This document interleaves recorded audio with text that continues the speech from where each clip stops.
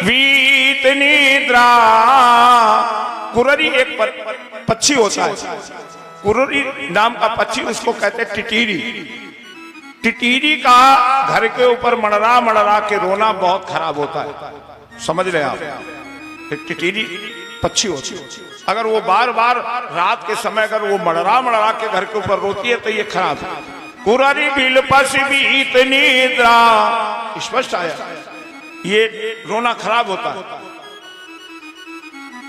और इन्होंने देखा कि मेरे पति सर मुड़वाए हुए, तेल से सने हुए, और ये सब उल्टा सीधा सब आए। पूछा भगवान से कि प्रभु ये मैंने सपना देखा, अब हम क्या करें, बहुत खराब सपना है, और रात भर एक पक्षी छत के ऊपर मंडराती रही। भगवान बोले जाओ प्रवर्षण क्षेत्र में जाके स्नान करो, दान पुण्य करो। यही प्रवर्षण क्षेत्र में जाते हैं और जा करके देखें यहीं पे स्नान वगैरह सबने किया, दान पुण्य करना चाहती। तो आपने देखा होगा जब माताएं बहने जाती हैं तो एक जोड़ी कपड़ा ले जाती है घर से,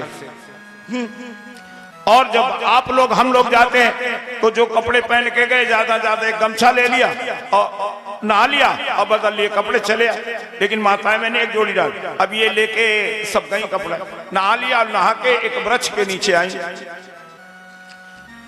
बच्चों से कहा देखो हम थोड़ा मेला देखना चाहती और तुम यही मिलना।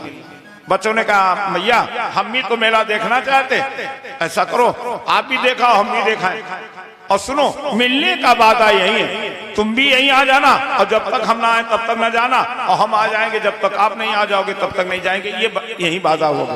और देखे माताएं बहनें भी मेला देखने गई भगवान के परिवार की, और ये बच्चे भी गए, शाम सात्विकी अनिरुद्ध प्रद्युम्न सब लोग हैं चले जा रहे। और जैसे आगे बढ़े क्या देखा कि ये 10 संत एक लाइन में बैठे, 10-12 संत, और बड़े सुंदर हैं, मुख में बड़ा तेज है, लाल चेहरा है।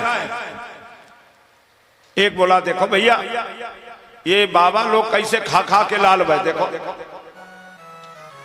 एक बोला ऐसे ना कहो, ये बाबा लोग पहुंचे हुए हैं, ऐसे ना बोलो ना, ये सब जानते हैं, मत कहना इनके लिए कुछ, हंसी मत करना। बोले ये कुछ नहीं जानते। देखिए भगवान के परिवार के बच्चे मत खराब, और कैसी मत खराब हुई, एक तब तक स्त्री निकली। बोले भैया अगर ये कुछ जानते हैं तो इस स्त्री को ले चलो और इनसे पूछो इस स्त्री के पेट से लड़का होगा या लड़की। एक बोला मूर्खो, अगर इसको ले जाओगे जानते हो कहाँ की है, बोले ना, तो क्या पूछोगे, ऐसा करो ये छोड़ो, चलो तुम मेरे साथ आओ।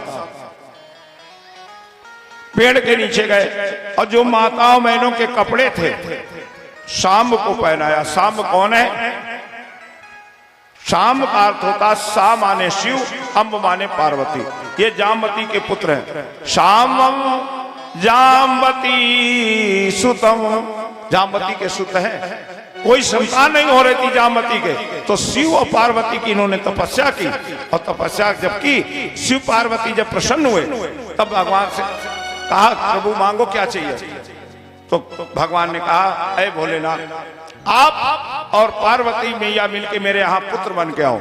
यही जो पुत्र बन के आए इन्हीं का नाम पड़ा शाम। इन्हीं के कपड़े बांध दिए गए, पेट पे धोती पहना दी गई और ऊंचा पेट करके, और इन्हीं को लेके गए। पार्वती भी है शिव जी है, आए बगैर पार्वती शिव जी के कुछ संहार और कर भी कौन सकता भगवान के वंश का। और ये जैसे आगे बढ़े बच्चे हाथ पकड़े और ये शर्त रख दी कि बोलना नहीं, तुम नहीं बोलोगे पूछेंगे हम। जैसे सामने ले गए महाराज संत जी जितने महात्मा थे, हाँ ये कुछ पूछना चाहती, क्या कह रहे, ऐसा प्रचतियो भी प्रा, हे ब्राह्मण देव ये कुछ पूछना चाहती है।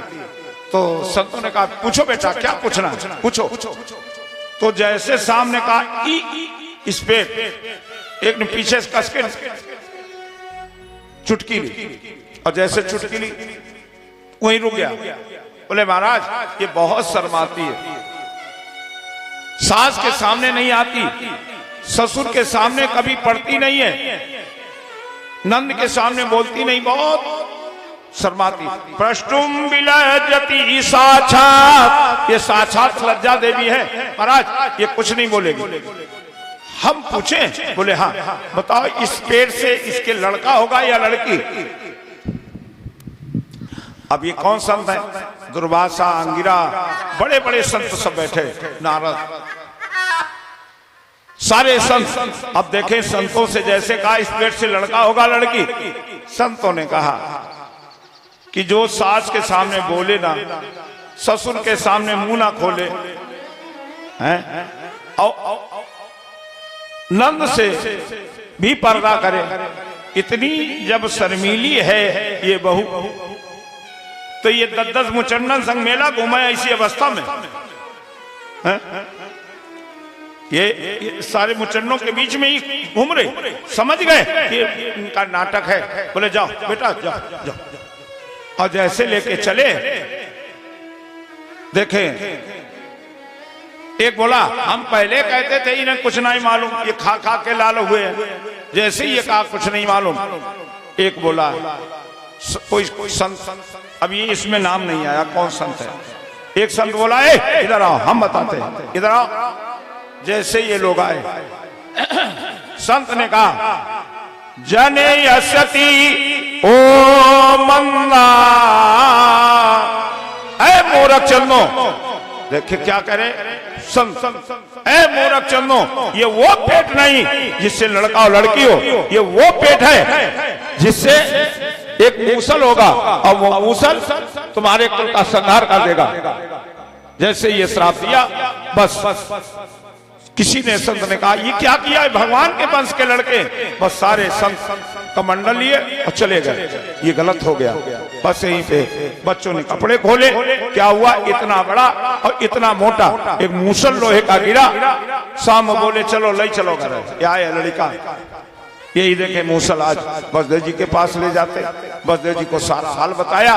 कृष्ण भगवान के पास से को नहीं गए, जो जानते पिताजी डांटेंगे, ये बाबा है बाबा कुछ कम हमें डांटेंगे, इस भाव से ले गए। तब न बसदेव जी ने कहा कि जाओ इसको रेत रेत करके चूर्ण बना के समुद्र में फेंक दो। और बड़े दुखी हुए कि मैंने कैसे परिवार इतना बड़ा पाया, और आज मेरे सामने 6 पुत्र पहले मरे, और आज ही ये देखे मेरे सामने सारा परिवार समाप्त हो जाएगा।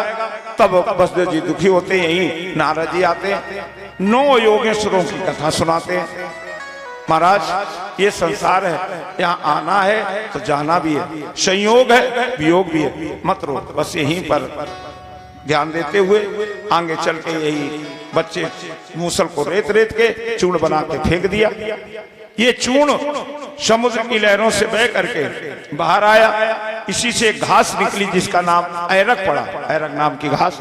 आगे चल के देखें कुछ लड़के मदिरा पी के स्नान करने जाते हैं, कोई मट्टी मार देता है, बस यहीं पे झगड़ा होता है। कोई घास उखाड़ के जिसके मारते जाते वही समाप्त होता जाता है, समाप्त। प्यारे भक्तों बस यहीं पे बलराम जी गए, डांटा, ए शाम सात्विकी अनुरोध ये क्या हो रहा है, मारा काटी कर रहे हो, आपस में मर रहे हो। सारे बच्चों ने कहा इसको भी मारो। जैसे ये कहा दौड़ पड़े। बलराम जी समझ गए, जब पुत्र पिता के ऊपर हाथ उठा दे या मारने को कह दे या मारने को दौड़े, समझ लेना अब कलिकाल का प्रारंभ है, अब द्वापर समाप्त है, कलयुग आने वाला है। बस यहीं पे बलराम जी ने क्या किया, समुद्र में गए, इतने इतने जा करके गले से, और अपने असली रूप में स्वधाम जाते हैं। बस बोलो बलराम भगवान की। और इधर जो ये संहार हो रहा है भगवान के परिवार का, भगवान एक पीपल वृक्ष के नीचे ऐसे पैर पे पैर रखे हैं और ये सारा संहार देख रहे कि मेरे सामने सारा परिवार मर रहा है। बस यहीं पे प्यारे भक्तों एक बहलिया, वो जो कील बच गई थी मूसल को रेते रेते, वो मछली निकली, मछली को बहलिया ने पकड़ा, कील जब निकली तो एक बाण में लगा ली। यही बहलिया बैठा है सुबह से कि कोई शिकार मिल जाए। आज जब शिकार नहीं मिली तो भगवान का ये पैर जो था ये ऐसा मालूम पड़ रहा था कि हिरण की आंख है। क्यों? पद्म था भगवान के पैर में, वो हिरण की आंख समझ में आया, इसने बाण निकाला और वही बाण जिसमें वो कील लगाई वह चढ़ा करके धनुष पे बाण और प्रहार कर दिया। वो जाके भगवान के पैर में लगा, पदम फट गया, खून की छांछें फूट गई।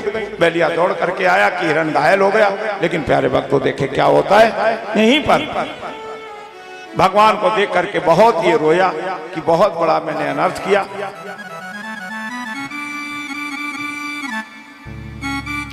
जो अपने प्रभु के चरण में बाण मारा, भगवान से कहा प्रभु हमें एक वरदान दे दो कि मुझे ऐसे के घर में जन्म मत देना कभी जिस घर में मांस खाया जाता हो।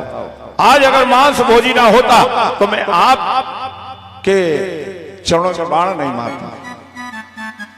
तो भगवान बोले ए बैलिया राज जाओ, तुमने मेरा काम किया है, तुम मेरे धाम जाओ, तुम्हें कोई जन्म नहीं मिलेगा। क्यों? याद करो राम अवतार में मैंने छिपके मारा था और आज तुमने मुझे छिपके मार लिया, हिसाब बराबर हो गया, अब कोई ऋण नहीं रहा, आप जाइए। तब बैलिया ने कहा प्रभु वो तो ठीक है, लेकिन मेरे ऊपर कृपा बनाए रखना। भगवान बोले ठीक जाओ। ऐसे भगवान आज सारे देवता भगवान को लेने आते हैं, विमान में बैठ करके जाते हैं भगवान स्वधाम। बोलो भक्त वत्सल भगवान की। राजा परीक्षित से कहते हैं सुखदेव जी क्या सुनना चाहते हो? इन्होंने कहा प्रभु जब मेरे प्रभु चले गए यहां से तो अब हमें कोई भय नहीं। आज ही तक्षक नाग आए और डसले हम बैठे हैं, हमें कोई भय नहीं है। सुखदेव जी का पूजन करके विदा किया। यहीं पे परीक्षित जी के पुत्र जो है जन्मेजय, इन्होंने बहुत तगड़ा पहरा लगाया चारों तरफ से, लेकिन